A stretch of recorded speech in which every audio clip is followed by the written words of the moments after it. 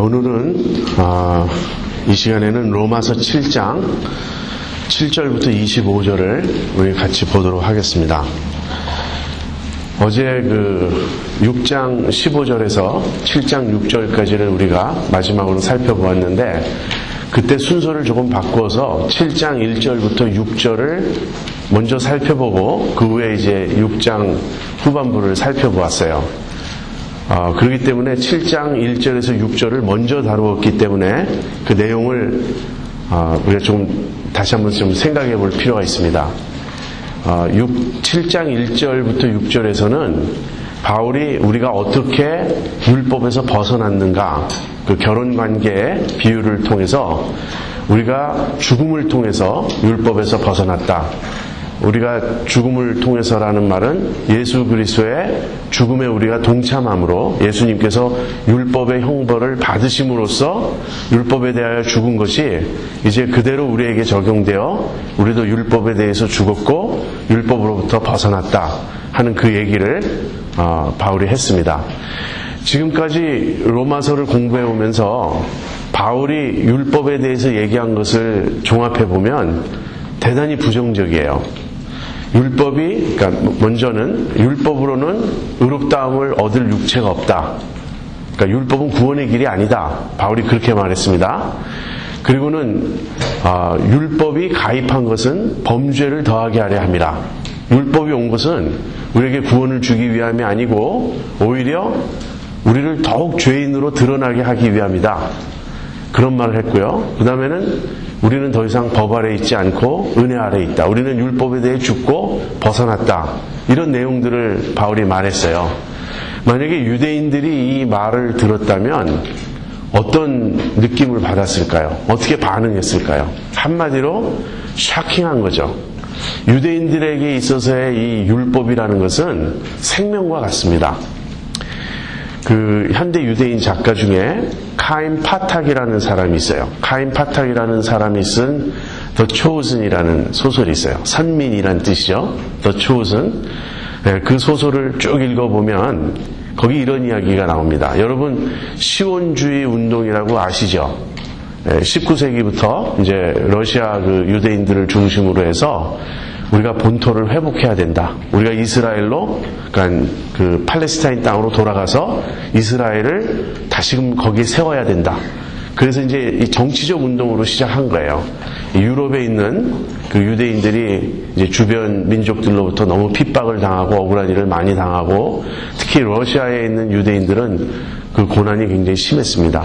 그러자 이제 시온으로 돌아가자 하는 운동이 일어났어요.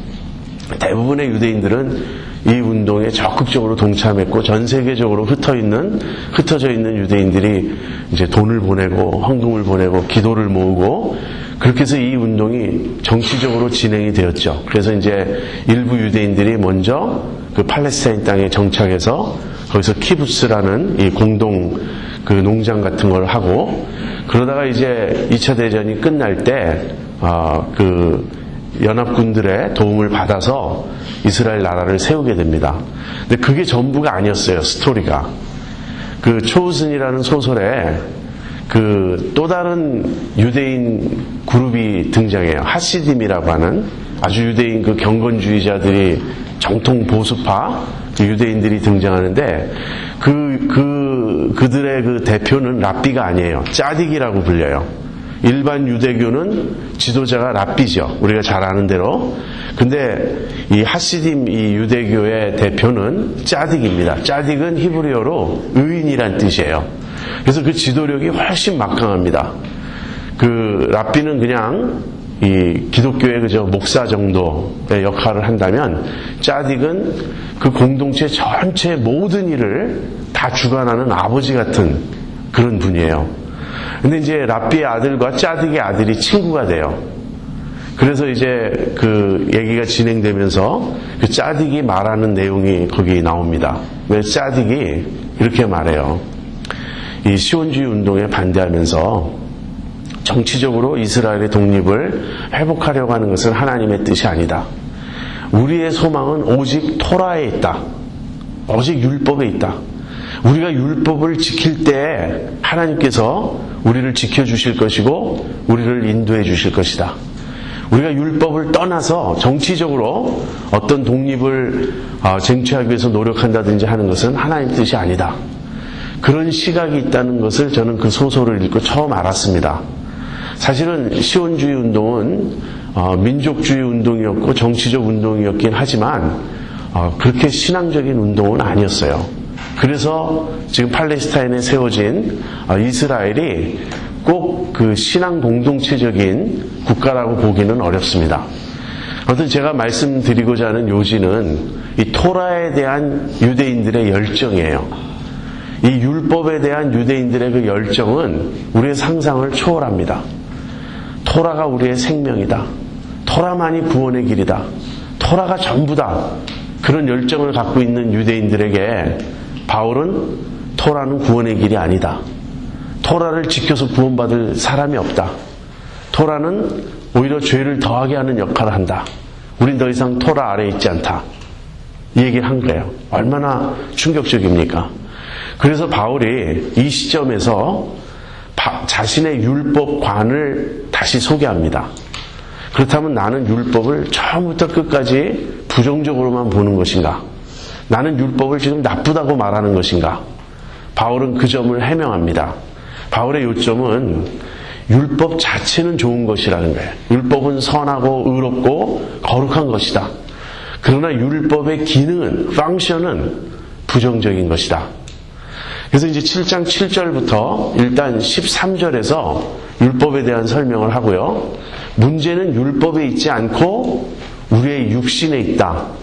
그래서 율법이 잘못된 게 아니라 육신이 문제다 하는 이야기를 이제 7장 14절부터 마지막 절에 이르기까지 하게 됩니다. 그래서 먼저 우리가 살펴볼 것은 7절부터 13절까지 바울이 율법에 대해서 설명하는 그 부분이에요. 근데 이 부분에 보면 질문이 맨 앞과 맨 뒤에 두 번 나옵니다. 한번 7절 보세요. 그런즉 우리가 무슨 말 하리요? 율법이 죄냐? 그럴 수 없느니라. 첫 번째 질문은 율법이 죄냐 하는 것이에요. 그 다음에 13절로 가보세요. 그런즉 선한 것은 율법이죠. 선한 것이 내게 사망이 되었느뇨? 그럴 수 없느니라. 두 질문을 던지고 둘 다 그에 대해서 no라고 그럴 수 없다. 이렇게 바울이 답변합니다. 다시 말하면 바울이 말하는 것은 율법은 죄도 아니고 그 선한 율법이 내게 사망이 된 것도 아니다 하는 것이에요. 그러면서 12절에 핵심 내용이 나옵니다. 12절 한번 보세요. 이로 보건대 율법도 거룩하며 계명도 거룩하며 의로우며 선하도다. 율법은 선하다는 거예요. 율법은 거룩하고 율법은 의롭고 율법은 신령하고 율법은 선하다. 여러분, 율법이 뭐죠? 물론 여기서의 율법은 모세의 오경을 가리키고 특별히 그 모세의 오경 안에서도 이제 그 흔히들 학자들이 613가지라고 말하는 그 율법일 거예요. 그 계명들일 거예요. 아무튼 이것이 율법인데 율법은 하나님의 뜻을 보여줍니다. 이것이 하나님의 말씀이고 하나님의 뜻이에요. 이것을 하라 또는 이것을 하지 말라 이렇게 하나님께서 정하신 그 뜻을 보여주는 것이 율법입니다. 그리고 율법은 하나님의 성품을 반영합니다. 율법을 보면 하나님이 싫어하시고 미워하시는 것이 무엇인지 알 수 있고 하나님이 좋게 여기시고 하나님이 기뻐하시는 것이 무엇인지 알 수 있어요. 그러니까 율법은 하나님을 보여주는 것이에요. 하나님의 뜻과 하나님의 성품을 보여주는 것입니다. 그러한 율법이 나쁠 수 있습니까? 그러한 율법이 잘못될 수 있습니까? 말이 되지 않죠. 율법은 선한 것이에요. 율법은 거룩한 것이고 율법은 신령한 것이에요. 그래서 우리가 이 점을 절대 우리가 놓쳐서는 안 되겠습니다. 그런데 율법의 기능은 부정적이라는 거예요. 율법이 우리에게 주어지면 우리가 그 율법을 지켜서 생명을 얻고 그 율법을 통해서 구원을 얻고 이런 것이라고 유대인들은 생각했어요. 근데 바울은 그것을 뒤집은 겁니다. 율법은 선하고 좋은 것이지만 우리가 율법을 지킬 수 없다는 거예요. 그래서 율법의 기능은 오히려 부정적입니다. 율법의 기능은 세 가지예요. 첫째는 죄를 드러나게 합니다. 또는 죄를 깨닫게 해요.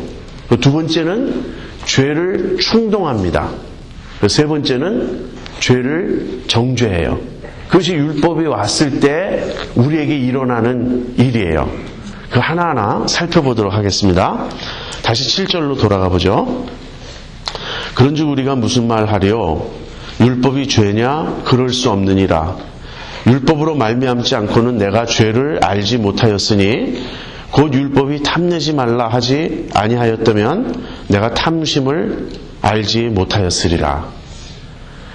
이제 바울은 빌립보서 3장 같은 데 보면요, 나는 율법의 의로는 흠이 없는 자다, 그렇게 말할 만큼 철저히 율법을 지켰던 사람이에요. 살인하지 말라, 간음하지 말라를 비롯한 그런 10계명들, 또 바리새인들이 열심히 지켰던 율법은 소위 말하는 그 정결규례입니다. 음식법, 이건 먹어도 되고 이건 먹으면 안 되고. 그래서 음식법을 철저히 지키고요. 그 다음엔 안식일법.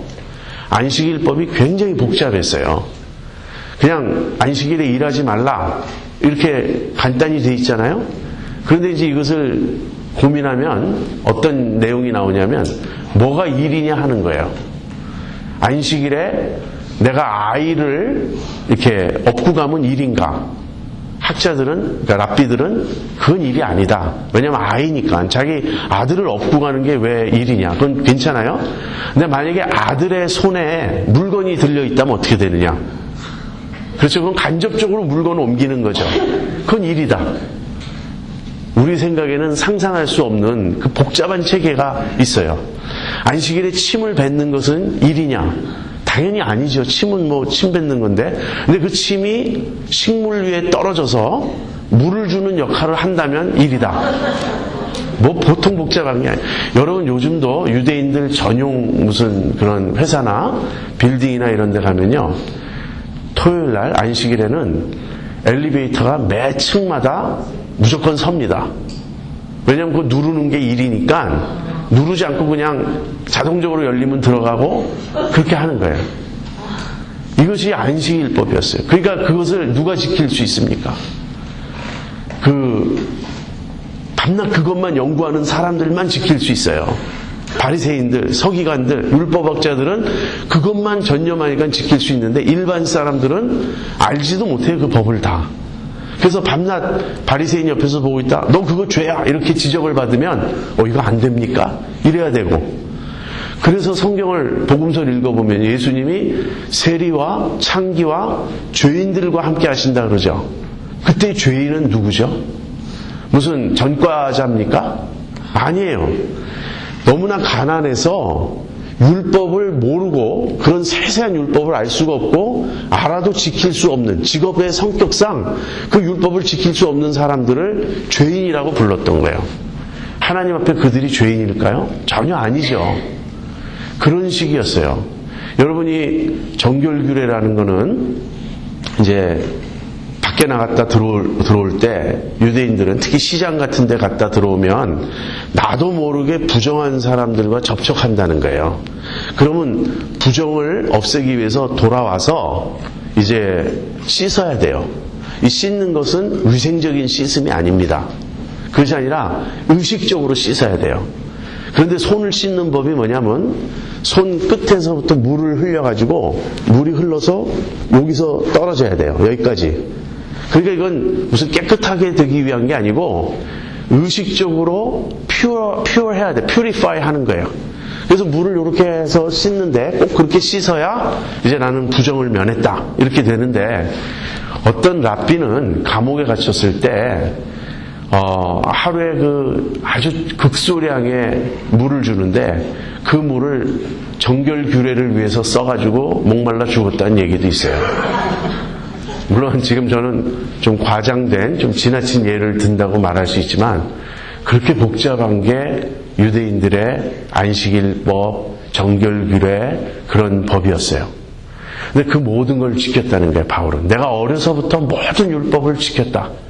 그러니 얼마나 철저한 율법주의자였습니까? 근데 그러한 바울에게 어느 날 하나의 그 큰 충격이 있었어요. 하나의 큰 깨달음이 있었어요. 뭐냐면 성경에 보니까 탐내지 말라 하는 계명이 있더라는 거예요. 물론 그 이전에도 알았겠죠, 바울이. 그러나 어느 날 바울이 계속 생각했던 건 뭐냐면 행동을 규정하는 율법만 생각했던 거예요. 하라, 하지 말라. 그러니까 뭐 살인하지 말라. 살인 안 하는 거는 가능하죠. 근데 산상수훈에 보면 예수님이 미워하는 것부터 죄다. 근데 미워하는 것은 우리의 감정의 문제인데 컨트롤 할 수 있습니까? 미워지는 걸 어떻게 해요? 그렇죠? 그 다음에 뭐 대부분의 남자분들은 동의할 겁니다. 여인을 보고 음욕을 품는 것도 안 된다. 간음이라는 행위가 아니고. 그럼 우리는 하루에도 수없이 그냥 죄를 짓고 있다고요. 거기 예수님도 이런 무시무시한 말씀도 하셨어요. 만약에 내 눈이 너로 범죄케 하거든 빼어내버리라. 손이 범죄케 하거든 찍어내버리라. 만약 이걸 문자적으로 지키면요, 우린 다 장님에다가 다 손 넘는. 그러니까 행위만 놓고 말하면은 그거 그렇게 어려운 거 아니에요. 나는 간음하지 않았다. 나는 살인하지 않았다. 난 도적질하지 않았다. 그럴 수 있는데 그 행위 이전의 마음 상태를 물으면 굉장히 곤란해지는 거예요. 근데 이 탐내지 말라는 계명은 행동입니까? 마음입니까? 마음이잖아요. 바울이 그걸 깨달은 거예요. 탐내지 말라는 계명이 있구나. 그런데 탐내지 않으려고 해보니까 안 되더라는 거예요. 내 속에 각양 탐심이 있다는 거예요. 그래서 탐내지 말라는 계명이 이름에 내가 탐심이 있는 걸 알게 되었고, 그래서 뭐죠? 죄가 드러난 거예요. 여러분, 죄가 없는데 율법이 와서 죄를 새로 지었다가 아니고요. 율법이 오기 전에는 죄가 있어도 죄인 줄 몰랐어요. 욕심이 많은데 이 욕심이 죄라는 걸 몰랐어요. 그런데 율법이 오자 마치 빛이 비치니까 더러운 게 그대로 드러나듯이 율법이 오니까 내가 죄가 있다는 사실을 깨닫게 된 거예요. 그것이 첫 번째입니다. 율법이 이름에 내가 죄를 깨닫게 되었다. 율법은 죄를 드러내고 죄를 깨닫게 합니다. 자, 계속 읽어보죠. 8절. 그러나 죄가 기회를 타서 계명으로 말미암아 내 속에서 각양 탐심을 이루었나니 이는 법이 없으면 죄가 죽은 것임이니라. 이 말은요, 이제 율법이 이르렀을 때 내 속에 있는 죄가 드러나는데 드러날 뿐 아니라 그 다음에는 죄가 더욱 충동을 받아서 죄가 더 많아져요. 죄를 더 짓게 된단 말이에요. 이것 역시 우리의 경험이 우리에게 보여주는 바입니다. 하지 말라면 더 하고 싶어지는 것. 하라 그러면 하려고 원래 생각했다가도 갑자기 하기 싫어지는 것. 그렇죠? 우리 삐딱한 우리 자녀들이 주로 그러죠. 하라 그러면 안 하고 하지 말라 그러면 하는 그런 반항적인 기질이 있어요. 그래서 또 부모님들은 거꾸로 하죠. 그 거꾸로 하는 대표적인 예가 뭐죠? 청개구리에. 여러분 다 아십니까? 청개구리 그 엄마가 하도 자식들이 자기 말하면 반대로 하니까 죽을 때 나를 양지 바른 곳에 묻어다오 그러면 반대로 할 거 아니에요. 그래서 나를 개천 옆에다 묻어다오 그러면 양지 바른 곳에 묻어줄 줄 알았는데 마지막엔 또 순종을 해가지고 개천 옆에다 묻은 거예요. 그러니까 비만 오면 엄마 무덤 떠내려갈까봐 개골개골 운다. 그 얘기 여러분 아시죠? 네. 이건 상식인데. 네. 그러니까 우리가 다 그 청개구리적 기질이 있어요. 그런데 이런 재밌는 일화가 있습니다. 이제 어느 수도원에 손님 방이 있어요. 그래서 그 수도원을 방문하면 그 손님을 그 방에서 묵게 하는데 그 방에는 아무것도 없고 아주 높은 곳에 창문이 하나 이렇게 뚫려 있어요. 그런데 그 수도원에서 안내를 하기를 이 방에서 편히 묵으십시오. 단 한 가지 조심해야 될 건 절대로 저 창밖을 내다보면 안 됩니다. 그럼 이제 손님이 그날 밤 묵다가 궁금해 죽겠는 거예요. 야, 저기 뭐가 있길래. 그래가지고 마침내 의자를 갖다 놓고 올라가서 그 창밖을 내다보는 순간 그 수도원의 모든 그 수도사들이 밖에서 기다리고 있어요. 이렇게. 얼굴이 딱 마주치는 거예요. 뭐냐면 이 수도사들은 한 사람도 예외 없이 거기를 내다본다는 거예요. 그래서 언제 내다볼까 그거 궁금해서 밖에서 기다리고 있다가 그러니까 이건 못 내다봐야 될 이유가 하나도 없고 장난을 치는 건데 인간의 그 심성을 보여주는 겁니다. 하지 말라면 인간 꼭 한다는 거예요. 내다보지 말라. 그러면 내다보지 않으면 되는데 내다보지 말라 그랬기 때문에 내다보는 거예요. 만약에 그 말 안 했으면 누가 그 높은 데 있는 창문을 내다보겠어요.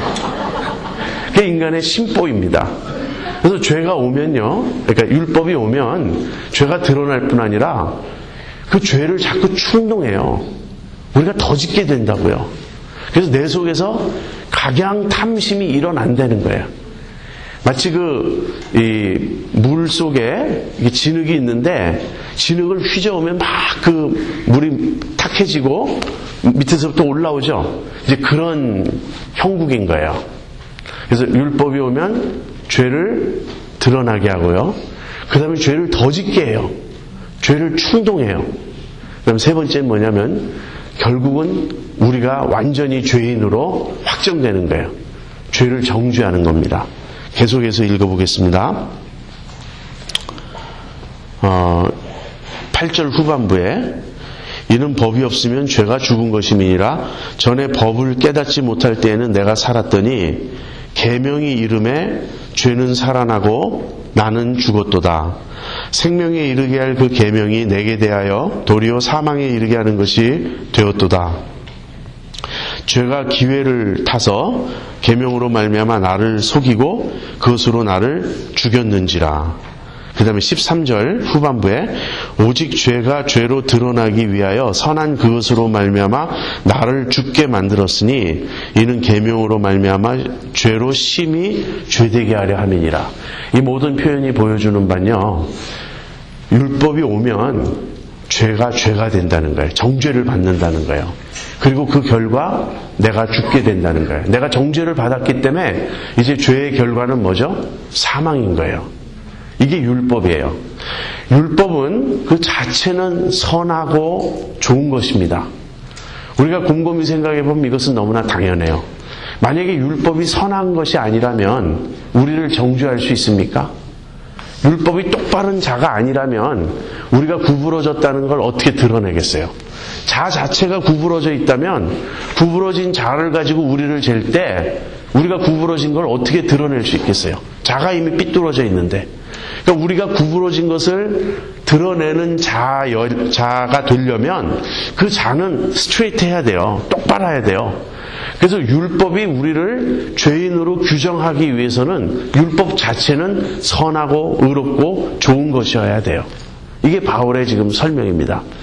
바울은 율법을 나쁘게 말한 게 아니에요. 율법은 좋은 것이다. 그러나 율법이 오니까 우리가 그 율법을 잘 지키고 우리가 의인이 되고 우리가 구원을 얻고 생명을 얻고 이것이 아니고 거꾸로 우리가 죄인으로 드러나고 죄를 더 짓게 되고 마침내는 율법의 정죄를 받아 우리가 죽게 되었다. 지금 이렇게 말하는 것입니다. 그래서 율법에 대한 바울의 그 관점을 오해하지 말아야 되겠어요. 그런데 여기까지 말하면 이제 문제가 뭐냐 이런 질문이 떠오르는 거죠. 그렇다면 율법이 문제가 아니라면 도대체 문제가 뭐냐? 문제는 어디에 있습니까? 나에게 있어요. 율법에 문제가 있는 게 아니고 우리 인간에게 문제가 있다고요. 그 인간의 문제는 무엇이냐면 내 속에 거하는 죄. 이 죄라는 말은 육신, 죄성, 옛성품. 우리가 어제 많이 이야기했죠? 바로 그것이에요. 그것이 문제라는 거예요. 여러분, 율법주의는 기독교에만 있는 것이 아닙니다. 사실 유교도 전체가 율법주의 체제를 가지고 있는 거예요. 어제도 제가 잠깐 말씀드렸지만, 이렇게 도덕을 논하고, 인간이 마땅히 행해야 할 바를 논할 때, 그것을 듣는 사람들은 다 마음에 동의가 됩니다. 왜냐하면 우리 마음에도 하나님이 새겨주신 율법이 있어요. 우리 마음에 양심이 있고 이성이 있어서 무엇이 옳다 이렇게 말할 때 우리 마음속에서 아멘 하는 게 나오는 것입니다. 공자님은 군자는 오랑캐 나라에 가서도 살 수 있다 이 말을 했어요. 그 공자님이 말씀하신 군자라는 것은 그 법도를 잘 알고 예절을 아는 사람이에요. 근데 그런 군자가 오랑캐 나라는 어디입니까? 중국에서 오랑캐 나라 하면 우리나라예요. 우리나라도 오랑캐 나라 중에 사실 들어가는 거예요. 동방예의지국이라고 말할 때 우리가 굉장히 자랑스럽게 생각하잖아요.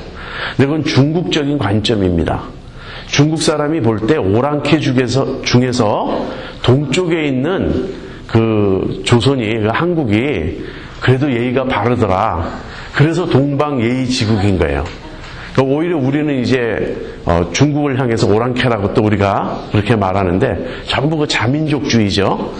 어쨌든 군자가 오랑캐 나라에 가서도 살 수 있다는 말은 뭐냐면 모든 인간의 심성에 이 예절을 아는 그 기본 정신이 있기 때문에 군자가 무례하고 법도를 모르는 듯한 오랑캐 나라에 가서도 그 바른 그 예절을 조차 행할 때 사람들의 인정을 받을 수 있다. 그런 뜻이에요. 여러분, 제가 어제 스토아 철학에 대해서 잠깐 또 언급했는데요. 스토아 철학자들의 글을 읽어도 우리 마음속에 아멘 하는 마음이 나옵니다. 너무 좋아요. 그래서 우리가 동서고금의 이 좋은 도덕적인 가르침, 어떤 이런 윤리적인 고상한 그런 글들을 좋아해서 그런 걸 교양적으로 읽고 좀 우리도 좀 고상한 사람이 되어보자. 그럴 수 있습니다. 근데 결론은 그걸로 안 된다는 거예요. 고상한 가르침이 부족해서 우리가 야만적이 되는 것이 아닙니다. 율법이 부족해서 우리가 선한 사람이 못 되는 것이 아닙니다. 문제는 율법에 있지 않아요. 문제는 도덕적 가르침에 있지 않아요. 그런 건 다 좋은 건데 문제는 우리가 못 지킨다는 거예요. 왜? 우리 속에 죄가 있기 때문에, 우리 속에 육신이 있기 때문에. 그리고 이제 C.S. 루이스라는 사람이 그 순전한 기독교, 영어로는 그 Mere Christianity인데요. 그 맨 앞에서 그걸 아주 너무나 잘 설명을 했어요. 여러분이 꼭 한번 읽어보시면 좋겠어요. 모든 사람에게는 옳고 그름의 의식이 있어요. 우리가 매일매일 듣는 말이 뭐죠? It's not fair. 그런 말을 늘 듣는다고요. 왜? 서로 그건 내 건데 네가 가져가면 안 돼. 내가 먼저야. 이렇게 자기 권리를 주장하고 상대방이 내 권리를 침해하는 것은 잘못이다. 근데 너도 그거 알지 않느냐? 그래서 그 상대방과 내가 공통적으로 호소할 수 있는 어떤 높은 상위에 그 도덕률이 있음을 서로 인정한다는 거예요. 그래서 우리는 다 옳고 그름에 대한 의식을 가지고 있는데 문제는 뭐냐면 자기가 알고 있는 옳고 그름의 기준대로 행하는 사람이 없다는 거예요. 혹시 그런 분 이 자리에 계십니까?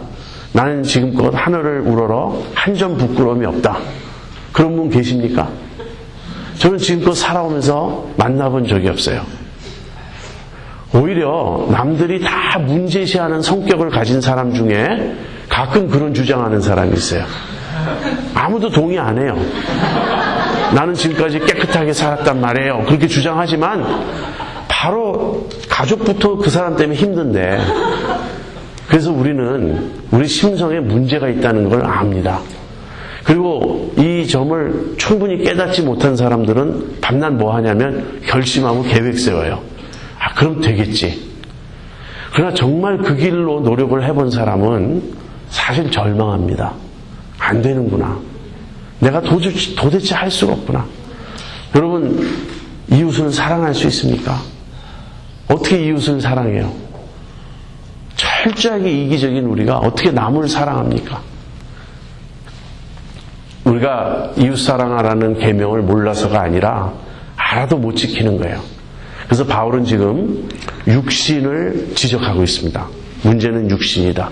이 육신에 대한 바울의 설명이 이제 14절부터 마지막 절까지 나와요. 7장 후반부에. 자, 그런데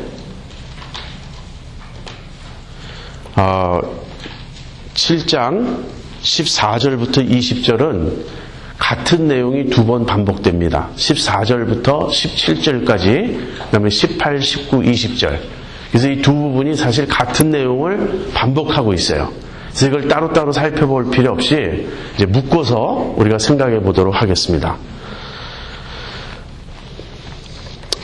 우선 서론적으로 그 부분에 대해서 한 말씀을 드려야 되겠는데, 지금 바울이 7장 14절 이후에 계속 나를 말해요. 내 속에 선한 것이 없다. 내가 선을 원하지만 행하지 못한다. 오라 나는 곤고한 사람이로다. 그래서 바울이 여기서 말하는 나가 누구냐라는 것에 대한 질문이 있습니다.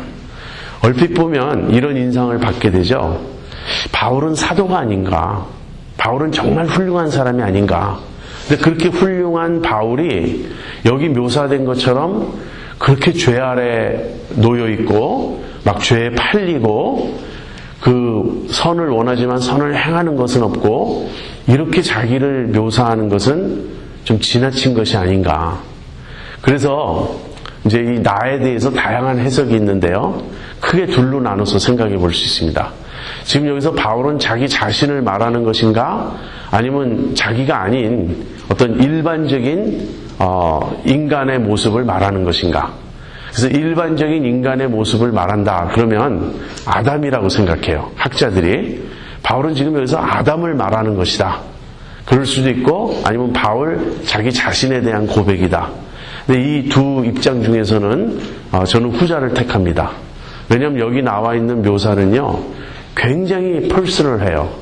지금 대강 그냥 제너럴한 묘사가 아니고 자기 심성에서부터 그냥 깊은 곳에서부터 지금 애통하면서 자기 자신의 경험을 말하고 있는 거예요. 그래서 여기 나오는 나는 바울이 맞습니다. 그런데 바울이 나만 이렇다 이게 아니고 자기를 통해서 모든 인간을 설명하고 있는 거예요. 그래서 바울로 대표되는 인간 이렇게 생각하시면 되겠습니다.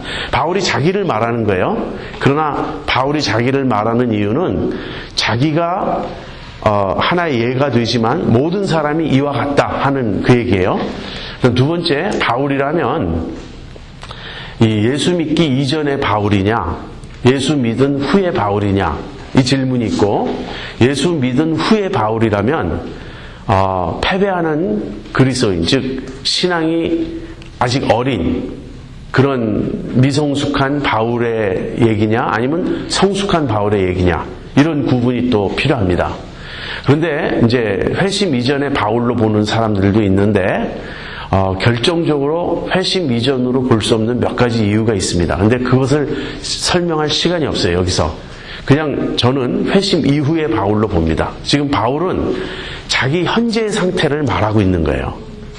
그 다음에 두 번째는 현재의 상태를 말하고 있다면 바울이 믿음이 없고 패배하는 그런 상황이냐 아니면은 성숙한 바울이냐. 그래서 패배하는 상황으로 보는 사람들은 이렇게 말합니다. 로마서 7장의 삶을 지나서 우리가 육신에 속해서 패배하고 있고 믿음이 어려서 쓰러지고 있다면 이 7장을 지나서 8장의 성령을 쫓아 사는 승리하는 성숙한 그리스도인으로 나가야 된다, 이렇게 말해요. 저는 그 입장에 동의하지 않습니다. 로마서 7장과 8장은 동시적인 모습이에요. 바울이 7장의 모습도 가지고 있고 8장의 모습도 가지고 있습니다. 오히려 7장에 나오는 바울의 모습은 성숙한 그리스도인의 모습입니다. 왜 그렇게 말하는가? 여러분, 성숙한 사람일수록 죄와 더 싸워요. 믿음이 성숙한 사람일수록 자기 속에 있는 죄를 깊이 아프게 느낍니다. 그렇지 않습니까? 여러분, 어제도 제가 말씀드렸는데, 하나님 뜻대로 정말 살고자 하는 사람이 절망하는 거예요. 하나님 뜻대로 살고자 하는 사람이 내 속에 선한 것이 없구나, 이렇게 말하는 것이지, 대강 사는 사람들은 그냥 나 큰 문제 없다, 이렇게 생각하는 거예요. 그래서 이렇게 죄와 싸우고 죄에 대해서 아주 예민하고 그런 사람은 성숙한 사람입니다. 그러면서 한 가지 덧붙일 말은, 바울이 뭐라고 말하냐면 내 속 곧 내 육신에 선한 것이 없다. 바울이라고 하는 인물 전체에 선한 것이 없다. 이 말이 아니에요. 바울 안에 누가 계시죠? 성령님이 계세요. 바울 안에 새 성품, 새 마음, 새 영이 주어졌다 그랬죠. 바울 안에 그 선이 있어요. 그래서 그 성령을 쫓아 살면 바울은 승리합니다. 8장의 내용이 그거예요. 그러나 그런 바울 안에 여전히 육신이 있다는 거예요. 그래서 이 육신 안에는 선한 것이 없다. 육신이 뭐죠? 아담적 본성이에요. 옛성품이에요. 예수 믿고 난 이후에도 여전히 내 안에 남아있는 죄성입니다. 그러니까 우리가 이 죄성에 사로잡혀서 산다면, 이 죄성에 빠져서 산다면 그리스도인이라 할지라도 비그리스도인과 큰 차이가 없어요. 우리의 경험이 보여주는 바 아닙니까? 예수 믿어서 내가 하나님 뜻대로 살아야지 하는 의식이 있어요. 바로 이 내가 선을 행해야지 하는 이 의식이 있어요. 그러나 내 육신은 선을 행하지 않고 악을 행하고요. 남을 사랑하지 않고 남을 미워하는 거예요. 여기에 갈등이 있는 것입니다. 그러나 우리가 내 속에 육신이 있지만 육신에게 질 필요는 없어요. 육신을 이길 수 있는 길이 있어요. 그게 이제 8장이에요. 그러나 우리가 육신을 이긴다 그래서 육신이 없어지는 건 아닙니다. 이 육신은 언제 없어진다고요? 부활 때. 우리의 몸이 구속을 받을 때. 자, 이런 설명을 놓고 하나씩 좀 살펴보죠. 14절 보죠. 우리가 율법은 신령한 줄 알거니와 나는 육신에 속하여 죄 아래 팔렸도다. 이 14절이 여기서 말하는 바울은 회심 이전의 바울이다 라는 주장에 대한 가장 강력한 구절입니다. 사실 이 구절만 보면 바울은 아직 회심하지 않았구나. 왜냐하면 육신에 속하여 죄 아래 팔렸다 이렇게 말하고 있기 때문에. 그러나 18절 가보세요. 내 속 곧 내 육신에 선한 것이 거하지 아니하는 줄을 아노니 원함은 내게 있으나 선을 행하는 것은 없도다. 그래서 14절의 모습이 바울의 전체 모습이 아니라 바울 안에 있는 육신의 모습이다 하는 것을 우리가 기억해야 되겠습니다. 그래서 첫 번째는 뭐냐면요. 바울이 나는 지금 육신에 속했고 죄 아래 팔렸다. 이 말을 하면서 자기 속에 두 가지가 있다는 사실을 바울이 고백해요. 이제 15절 가보죠. 나의 행하는 것을 내가 알지 못하노니 곧 원하는 이것은 행하지 아니하고 도리어 미워하는 그것을 함이라. 만일 내가 원치 아니하는 그것을 하면 내가 이로 율법에 선한 것을 시인하노니 이제는 이것을 행하는 자가 내가 아니요 내 속에 거하는 죄니라. 바울이 좀 이상한 말을 하죠. 내가 있고 내 속에 거하는 죄가 있어요. 지금 둘로 나뉘어 있죠. 지금 바울이 이렇게 말합니다. 내가 원치 아니하는 것을 한다. 그렇다면 원하는 바울은 뭡니까? 제가 어제 말씀드렸죠. 우리의 본성이 바뀌었다고. 예수 믿으면 우리에게 새로운 마음을 주셔가지고 이 새로운 본성은 죄에서 벗어나, 죄에서 해방되어 이제 하나님께 순종하고 싶은 본성, 의에게 종이 된 본성이라고. 그래서 의에게 종이 된 본성은 뭘 말합니까? 나는 선을 행하기 원한다. 이걸 말해요. 그런데 실제 내가 행하는 것은 원치 아니하는 악을 행하는 거예요. 자, 선을 행하기 원하는 내가 있고 원치 아니하는 악을 행하는 내가 있어요. 이 두 가지가 바울 안에 있다는 거예요. 그래서 바울이 뭐라고 말하냐면요. 그렇다면 이제는 이 원치 아니하는 악을 행하는 이것은 내가 아니요 내 속에 거하는 죄니라 이렇게 말해요. 이해가 되십니까, 여러분? 지금 바울 안에 육신이 있어요. 죄가 있어요. 그리고 이 육신과 이 죄가 얼마나 강력한 파워인지 바울은 선을 행하기 원하는데 그럼에도 불구하고 이 육신이 역사에서 원치 아니하는 악을 행하게 만든다 하는 것입니다. 이것이 계속적으로 바울이 지금 느끼고 있는 갈등이고 어려움인 거예요. 근데 여기서 재밌는 것은 바울이 마치 나는 책임 없어 이런 듯이 말한다는 거예요. 내 속에 거하는 죄다. 내가 잘못했지만 그 잘못한 것은 내가 한 것이 아니고 내 속에 거하는 죄가 한 것이다. 이렇게 말한다고 해서 바울이 물론 책임을 면하는 것은 아닙니다. 지금 바울이 강조하고 있는 것은요, 자기 존재가 지금 모순에 빠져 있다는 걸 말하는 거예요. 우리 인간은 지금 모순에 빠져 있습니다. 원하는 바를 행치 못하고 원치 아니하는 것을 행하는데 그 이유는 우리 안에 두 가지 법이 싸우기 때문이에요. 그래서 이제 결론은 그 두 가지 법에 대한 것인데 한번 보죠.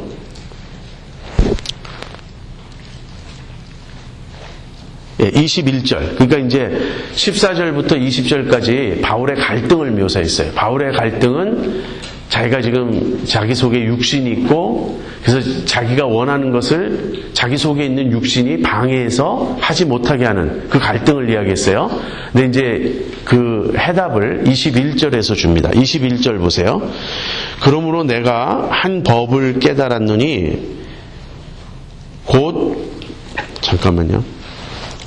선을 행하기 원하는 나에게 악이 함께 있는 것이로다. 내 속사람으로는 하나님의 법을 즐거워하되 내 지체 속에서 한 다른 법이 내 마음의 법과 싸워 내 지체 속에 있는 죄의 법 아래로 나를 사로잡아 오는 것을 보는도다. 이 21절에서 23절이 대단히 중요합니다. 이 구절을 우리가 꼭 이해를 해야 되겠어요. 자, 바울이 하나의 원칙을 깨달았어요. 21절에서 말하는 거는 그러면서 선을 행하기 원하는 나에게 악이 함께 있는 것이로다. 자기 속에 두 가지 법이 있다고 말합니다. 내 속사람으로는 하나님의 법을 즐거워하되, 여기 내 속사람으로는 이라는 말은 내 마음의 본성이라는 거예요. 내 본래의 마음으로는 하나님의 법을 즐거워해요. 이것이 바울의 구원받은 이후의 바울의 모습이에요. 이것은 하나님께서 성령을 주셨고 새 마음을 주셨고 새 영을 주었기 때문에 아까 우리가 어제 6장을 공부할 때 죄에게서 해방되어 의에게 종이 된 모습입니다. 그래서 속사람으로는 하나님의 법을 즐거워하되 23절 내 지체 속에서, 여기서 내 지체 속이라는 말은 내 몸에서예요. 내 몸에서 한 다른 법이 마음의 법과 싸워. 지금 몸의 법이 있어요. 그리고 몸의 법은 마음의 법과 갈등을 일으키고 있어요. 그래서 내 지체 속에 있는 죄의 법 아래로 나를 사로잡아 오는 것을 보는도다. 이것이 지금 바울의 갈등의 핵심입니다. 바울 안에 육신이 있다는 거예요. 그리고 이 바울 안에 있는 육신은 바울이 선을 행하기 원하고 하나님 뜻에 순종하기 원하고 하나님의 법을 즐거워하는 이런 마음의 법을 어겨가지고 우리 몸속에 있는 어떤 이 죄의 법, 다시 말하면 육신입니다. 육신으로 이렇게 끌어오고 사로잡아서 원하는 것을 하지 못하게 해요. 자, 이 말은 바울이 전체로서 선을 행하지 못한다는 말이 아닙니다. 바울은 끊임없이 선을 행하지만 그 바울이 행하는 선이 완전할 수가 없다는 거예요. 우리가 살아가는 이 세상에서는 우리는 계속 육신의 영향을 받고 죄의 영향을 받기 때문에 우리가 행하는 그런 어떤 선도 아직은 온전하지가 않아요. 이것이 우리 몸의 문제입니다. 우리의 그 성화의 문제입니다. 여기서 계속적인 갈등이 있고 계속적인 싸움이 있는 거예요. 물론 이 싸움에서 승리하는 길이 있는가? 승리하는 길이 있습니다. 그것은 8장에 나와요. 우리가 이제 그것을 살펴볼 터인데, 그러나 우리가 승리한다 하더라도 그 승리는 죄가 없는 퍼펙션이 아니에요. 기독교 안에 이 성화 논쟁이 있어요. sanctification에 대한 다른 입장들이 있습니다. 근데 그 중에 한 입장은 우리가 이 세상에서 완전해질 수 있다라고 주장하는 입장이 있어요. 그런데 오늘 본문에 의하면 그렇지가 않습니다. 이 세상에서는 우리는 완전해질 수가 없어요.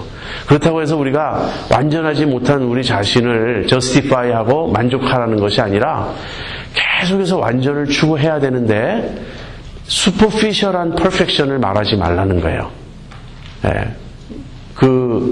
죄에 대한 어떤 이런 깊고 예리한 인사이트를 가질 때 우리는 죄와 끝까지 싸울 수 있습니다. 그렇지 않으면 내가 지금 죄 속에 있는지, 죄를 짓고 있는지, 죄에 지고 있는지를 우리가 놓치게 돼요. 잘 모르게 돼요. 그래서 거짓 빅토리에 우리가 빠집니다. 옆에서 보면 향기가 나지 않아요. 그리스도인의 어떤 그 진실함, 브로큰된 데서 흘러나오는 그 어떤 성령의 아름다움, 그런 건 없는데도 나는 할렐루야 외치고 나는 늘 승리하고 있다고 말하고, 그런 것은 거짓 퍼펙션이에요. 그것은 거짓 생티피케이션이에요. 우리 크리스천들은 비블리컬 리얼리즘을 가져야 되겠습니다. 성경적 사실주의를 가져야 되겠어요. 무슨 말이냐면 절대로 이 현실을 직시해야지, 현실을 똑바로 보지 않고 내가 원하는 대로 이미진 해가지고 그냥 아름답게 그 꾸며놓은 것에 만족하면 안 됩니다. 성경은 굉장히 사실적이에요. 성경은 절대로 이 바깥에 어떤 색칠해가지고 꾸미는 법이 없습니다. 성경에 등장하는 믿음의 인물들을 다 살펴보세요. 어느 한 사람 아름답게 꾸며져 있는 사람이 있는가? 예수님의 수제자 베드로는 어땠습니까? 예수님 3번이나 부인했죠? 용감하게 무리를 걸어가다가 또 믿음이 없어서 빠져들어가죠? 그 예수님의 제자 중에 요한과 야고보는 어떤 사람이었습니까? 혈기가 얼마나 많은지, 사마리아 사람들이 예수님 일행을 사마리아 그 마을을 통과하지 못하게 하자 하늘로서 불을 내려가지고 싹 멸해버리자고, 그런 혈기 왕성한, 그러니까 혈기가 왕성한 건 좋은 거고 그게 아니고 혈기가 너무 많은 그런 사람들이었어요. 그래서 우르의 아들이라는 별명을 받았어요. 또 아브라함, 믿음의 조상 아브라함은 어떤 사람이었습니까? 애굽에 내려갔을 때 와이프를 자기 시스터라고 말해가지고 와이프가 큰 곤란에 빠졌었잖아요. 성경에 어느 누구도 완벽한 인물은 없어요. 우리가 요셉을 굉장히 칭찬하는데 요셉은 정말 훌륭한 분입니다. 그렇지만 요셉은 형들의 잘못을 고자질하고 그랬던 사람이에요. 사실 요셉이 나중에 애굽의 총리가 되고 나중에 성화된 다음에 만나면 훌륭한 분이지만 청소년 때 요셉은 죄송한 표현이지만 밥맛 없다고요. 네. 옆에 있기가 싫은 그런 성격일 거예요. 성경에 어느 누구도 완전한 사람은 없습니다. 성경에 어느 누구도 미화되어 있지 않아요. 성경은 있는 그대로 인간의 실상을 다 폭로합니다. 인간에 대한 성경의 관점은요, 인간은 정말 아무것도 아니다 하는 거예요. 인간은 연약하고 인간은 죄인이고 인간은 타락해 있는 존재입니다. 그 인간을 건져내시는 것은 하나님의 은혜요, 하나님의 주권적 역사인 거예요. 아무튼 지금 이것이 바울이 자기 자신을 솔직하게 드러내서 고백하는 것입니다. 근데 우리가 이 바울의 고백을 읽을 때 바울을 우습게 봅니까? 야, 내가 바울을 존경했었는데 이제 보니까 진짜 아무것도 아니었네. 그렇게 말하는 사람은 역시 죄를 모르는 사람이에요. 우리는 죄와 아직 싸우지 않고 있습니다. 우리 속에 있는 죄의 실상을 우리는 대부분 모르고 있어요. 우리가 그런 기회가 오지 않아서 그렇지, 우리가 정말 나쁘다고 생각하는 사람들의 그러한 모습이 다 우리 속에 잠재적으로 있어요. 우리도 그렇게 악해질 수 있는 가능성이 다 우리 속에 있는 사람들입니다. 그래서 이것이 인간의 실상이에요. 한편으로는 우리가 구원받았어요. 우리 안에 성령님이 오셨어요. 우리에게 새 마음이 주어졌고 우리는 죄를 미워하게 되었고 죄에서 벗어났어요. 그래서 이제는 하나님께 순종하고 싶어요.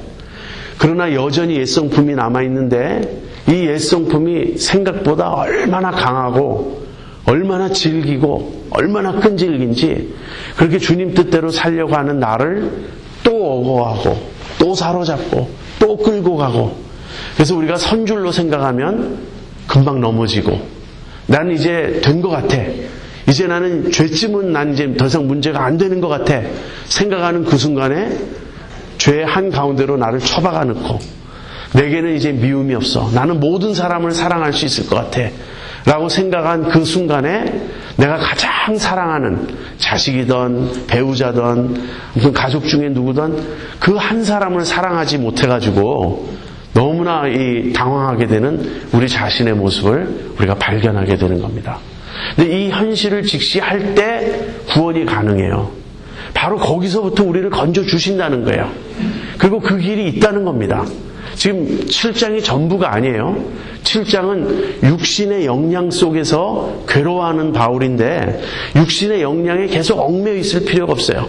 육신이 우리를 계속 어택하고 육신이 우리를 사로잡는 건 사실이지만 그것이 전부가 아니라는 것입니다. 여러분, 이런 장면을 한번 생각해 보세요. 예를 들면 벌클랜드 교회 같은 그런 공동체가 있어요. 여기 어떤 공동체가 있습니다. 근데 여기 멤버였던 한 사람이 이 공동체에서 너무나 그 사랑을 많이 느꼈고 너무나 여기서 성령의 역사를 보았고 하나님의 은혜를 충만히 체험했어요. 근데 이 공동체를 떠나게 되었어요. 아주 멀리 가게 되었어요. 그래서 정말 섭섭하지만 서로 기도하고 축복하고 헤어지면서 우리 꼭 다시 만날 거야. 다시 만날 그때까지 하나님께서 우리를 지켜주시기를, 하나님께서 우리를 인도해 주시기를 그렇게 기도하면서 헤어졌습니다.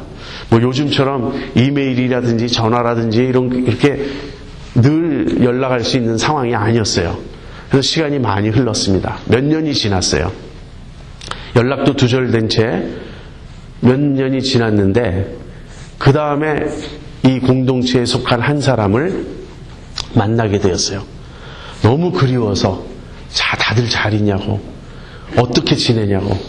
근데 이런 슬픈 소식을 전하는 거예요. 교회가 깨졌다고. 누구와 누구가 싸워가지고 그 두 사람을 중심으로 갈라지게 되었다고. 그리고 누구는 더 이상 교회에 나오지 않는다고.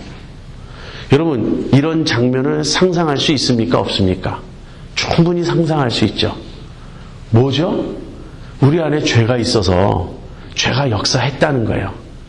그만큼 우리는 이 죄의 그 파워에 우리가 이렇게 노출되어 있어요. 충분히 그럴 수 있습니다. 사실 지금 제가 가상적인 이야기를 했지만 이런 예에 해당되는 교회를 수십 군데 말할 수 있어요. 저는. 그렇지 않습니까? 우리 주변에서 늘 일어나는 일이잖아요. 반면에 이런 반대되는 상황도 생각해 볼 수 있습니다. 참 교회가 어지럽고 갈등이 심하고 그래서 이 교회를 떠나면서 마음이 이제 많이 아프고 우리 아무튼 어떻게 될지 모르겠다고, 당신 떠난 후에 우리 교회가 계속 존재할지 어쩔지 모르겠다고. 그러나 어쨌든 기도하면서 이제 헤어졌어요. 그래서 늘 마음속에 그 교회는 잘 있나, 아직까지도 건재한가. 근데 이제 몇 년 후에 소식이 들려오는데 놀라운 부흥이 있었다는 거예요. 그때 다투던 멤버들이 극적으로 화해를 하게 되었다. 오히려 하나님이 그 일을 전화 위복시키셔가지고 그 때문에 교회에 큰 회개의 역사가 일어났다. 그리고 지금 너무나 멤버들이 달라졌다. 너가 지금 와서 보면 옛날의 멤버는 그 모습은 정말 볼 수도 없고 전부 어떻게 그렇게 성령 충만하고 주님을 사랑하고 있는지. 자, 이것도 상상이 가능하죠. 먼저 말씀드린 예보다는 상당히 드문 예이긴 하지만 없는 건 아닙니다. 얼마든지 있어요, 이런 예가. 뭡니까? 은혜가 역사한 거예요. 여러분 지금까지 살아오면서 여러분이 왜 예수를 지금까지 믿고 있죠? 신기하지 않습니까? 여러분 속에 죄가 얼마나 끈질긴가요? 죄가 여러분 놓지 않죠. 지금도 죄와 싸우죠. 지금도 죄 때문에 피곤하고 힘들고 도대체 이놈의 죄는 언제 없어지나 싶을 만큼 여러분이 죄와 싸우고 있어요. 그런데도 불구하고 여러분이 예수님 믿는 거 포기하지 않았어요. 오히려 5년 전보다 10년 전보다 내 구주 예수를 더욱 사랑이라고 고백하고 있어요. 죄만 역사한 게 아니고 또 무엇이 역사했죠? 은혜가 역사한 거예요. 우리 속에 이 두 파워가 싸우고 있습니다. 죄도 역사해요. 죄는 절대로 만만한 상대가 아니에요. 죄는 절대로 우습게 볼 뭐가 아니에요. 굉장히 강력하고 굉장히 집요하고 정말 굉장히 끈질기고 정말 지긋지긋한 파워예요. 근데 이게 전부가 아니라고요. 죄보다 더 강력한 파워가 우리 속에 역사하고 있어요. 그 파워가 뭐냐면 그게 은혜예요. 저는 저를 생각하면 참 신기해요. 제가 원래 지구력이 없거든요. 끈질기지 못하고. 저희 아버님이 저한테 항상 하신 말씀이 너는 지구력이 부족하다.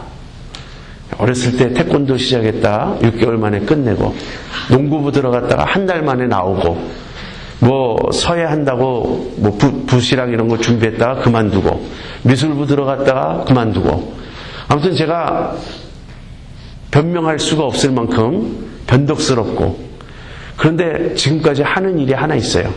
예수를 믿고 있어요. 이게 보통 일이 아닙니다. 그래서 저희 누나가 저한테 그래요. 네가 목사 된 것이 하나님 뜻이긴 뜻인가 보다. 너 같은 애가 그 목사 되는 길을 포기하지 않고 끝까지 된 걸 보니까 그건 정말 하나님의 역사다. 저만 그런 게 아니라 여러분도 마찬가지죠. 어떻게 여러분이 지금까지 예수님을 믿고 있습니까? 여러분 속에 죄가 있는데도 불구하고 하나님의 은혜예요. 그래서 이제 우리가 절망하지 게 아닙니다. 희망이 있어요. 근데 그 희망은 누구에게 있죠? 나에게 있지 않고 하나님께 있어요. 하나님이 하신다는 거예요. 23절 보죠.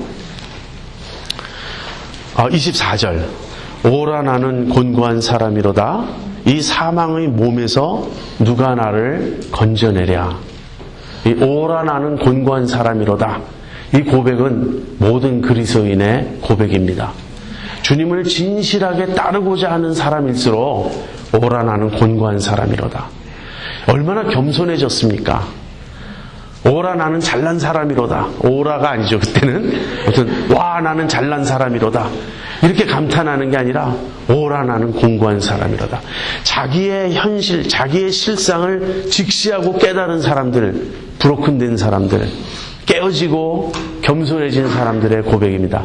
오라 나는 공고한 사람이다. 그러면서 이 사망의 몸에서 이 죽을 몸을 통해서 육신이 역사하거든요. 죄가 역사하거든요. 그러니까 내 지체 안에서 한 다른 법이, 죄의 법이 역사에서 나를 사로잡는다 그랬잖아요. 그러니까 이 사망의 몸에서 누가 나를 건져내랴. 이 사망의 몸에서 건짐을 받는 것은요, 이제 8장에 들어가 보면 8장 전반부에 성령을 쫓아 사는 삶이 나오는데 그게 아니에요, 답이. 8장 중반부로 가면 우리 몸의 구속을 기다린다. 그런 말을 나와요. 부활이에요. 이 사망의 몸에서 내가 구원받는 그날은 언제냐면 살아서가 아니고요. 부활 때예요. 주님 다시 오셔서 내 몸을 영광스러운 몸으로 바꿔주실 그날 우린 이 사망의 몸에서 건짐받을 것입니다. 우리는 구속받을 것입니다. 그래서 몸의 구속이 있어요. Redemption of our bodies가 있어요. 그 구원의 날을 내다보는 겁니다. 그때까지는 어떻게 해야 되죠? 그때까지는 싸우는 거예요. 죄와 싸우지만 물론 성령을 쫓아 살 때 우리가 승리할 수 있습니다. 그러나 그 승리는 완전한 승리가 아니고 계속 죄와 싸워야 되는 승리인 거예요. 그래서 오라 나는 공고한 사람이로다.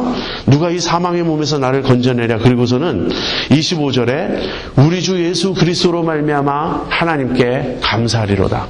이것이 고린도전서 15장 57절에 가면요. 우리 주 예수 그리스도로 말미암아 우리에게 이김을 주시는 하나님께 감사하리로다. 같은 말이에요. 지금. 부활을 내다보는 거예요. 결국은 우리에게 이김을 주실 것이다. 결국은 우리의 몸을 구속하실 것이다. 우리를 완전한 자, 죄 없는 sinless God's children으로 만들 것이다. 그 고백을 하는 거예요. 그러면서 맨 마지막 25절 후반부에 결론은 이것입니다. 그런즉 내 자신이 마음으로는 하나님의 법을, 육신으로는 죄의 법을 섬기노라. 이게 크리스찬이에요. 크리스찬은 어떤 자인가? 마음으로는 하나님의 법을 섬기는 사람이에요. 그러나 육신으로는 죄의 법을 섬기는 사람이에요. 크리스찬은 완전한 사람이 아닙니다. 기독교의 성자는 죄 없는 고고하고 아주 죄도 없고 완전하고 그런 모습이 아니에요. 너무나 인간적이고 너무나 실제적이고 시장 한복판에서 삶의 그 투쟁의 한복판에서 한편으로는 끊임없이 죄로 인해서 갈등하고 힘들어하고 그러면서 눈물 흘리면서 죄를 고백하기도 하고 싸우면서, 그러나 다른 한편으로는 자기 속에서 구원을 이루어 가시는 하나님을 바라보고 소망하면서 기뻐하고 감격해하는 살아있는 피와 살을 가진 그런 사람이 크리스천 세인트예요. 우리는 다 크리스천 세인트입니다. 우리는 지금 그 영적 투쟁을, 이 갈등을, 이 성화의 과정을 지나가고 있어요. 그러나 바울처럼 우리도 고백합니다. 우리 주 예수 그리스도로 말미암아 우리에게 이김을 주시는 하나님께 감사하리로다. 우리에게는 승리의 확신이 있습니다. 그 승리에 대해서 다음 시간에 로마서 8장을 중심으로 생각해 보겠습니다. 기도하고 마치죠. 하나님 감사합니다. 바울의 갈등, 바울의 죄와 싸우는 그 모습을 통해서 우리 자신을 보게 하시니 감사합니다. 이것이 전부가 아님을 압니다.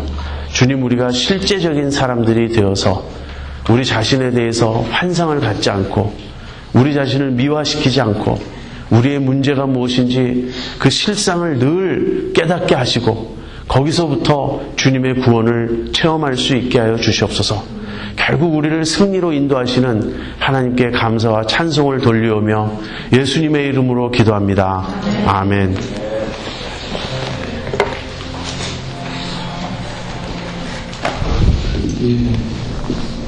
썬데이 있는